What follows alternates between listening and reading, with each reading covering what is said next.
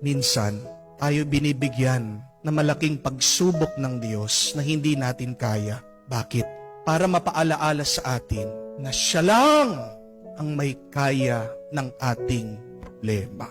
Bibigyan at bibigyan tayo ng Diyos ng pagsubok na hindi natin kakayanin. Bakit? Dahil pinapaalala niya na magtiwala tayo sa Kanya dahil siya lang ang may kaya ng ating pagsubok. Sa tingin niyo po ba, kung kakayanin lang natin lahat ng problema tayo lang, magdadasal pa ba tayo? Hindi na po.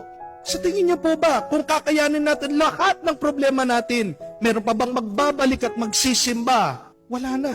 Pinapabayaan ng Diyos na tayo'y magdusa minsan para tayo ay bumalik sa Kanya at mapaalaala, ako lang ang may kaya dahil ang Diyos lang ang tunay na makapangyarihan. Thank you for watching MacBurn's Game Farm. Alagang Bimig Integra Power Mac. Attack Excellence Protected. Fly High MacBurn's Game Farm. No harmful in this video. For breeding purposes only.